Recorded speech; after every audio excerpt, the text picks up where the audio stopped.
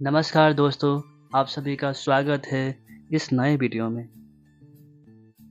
आज मैं भारतीय देशभक्ति की कहानी सुनाने जा रहा हूँ।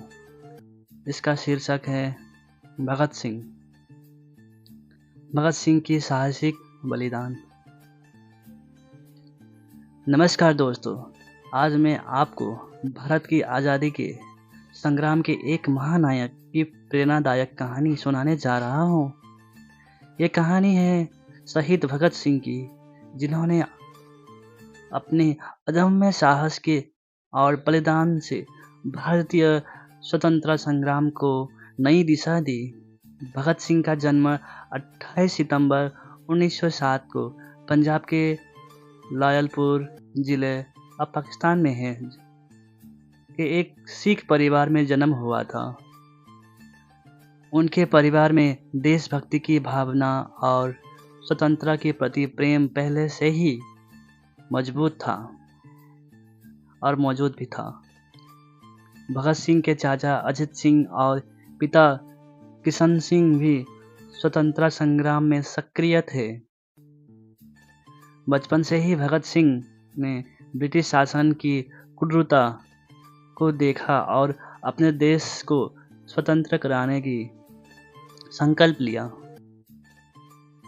1919 में जालियनवाला बाग हत्याकांड ने भगत सिंह के दिल को झकझोर कर दिया।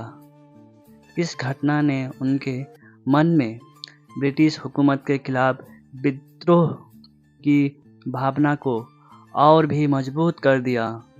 जालियनवाला बाग की मिट्टी को अपने साथ लेकर भगत सिंह ने प्रतिज्ञा ली कि वो अपने देश को आज़ाद कराने के लिए अपना सब कुछ न्यौछावर कर देंगे। 1921 में जब भगत सिंह सिर्फ 14 साल के थे, उन्होंने असहयोग आंदोलन में भाग लिया और अपने स्कूल के किताबों को जला दिया। उन्होंने लाहौर के नेशनल कॉलेज में शिक्षा ग्रहण की और वहाँ क्रांतिकारी गतिविधियों में भाग लेने लगे।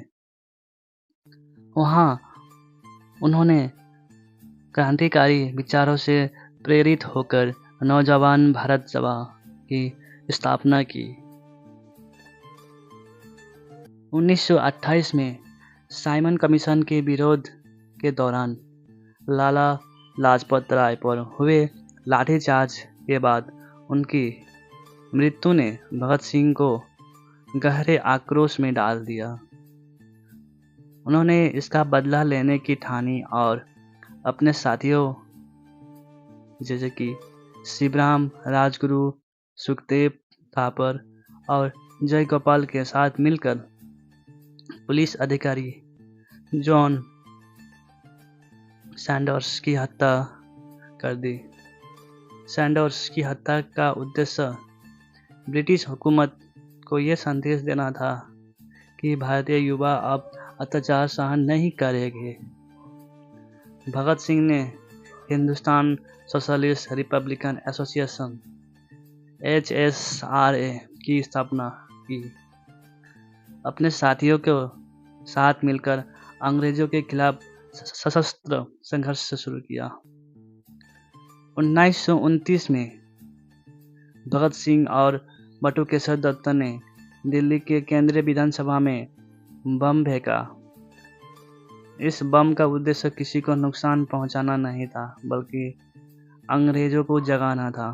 बम फेंकने के बाद उन्होंने अपनी गिरफ्तारी दी और इनकलाब जिंदाबाद के नारे लगाए। भगत सिंह और उनके साथियों पर मुकदमा चला और 23 मार्च 1931 को उन्हें फांसी की सजा दी गई। फांसी के समय भगत सिंह केवल 23 वर्ष के थे, लेकिन उनकी विचारधारा और देशभक्ति की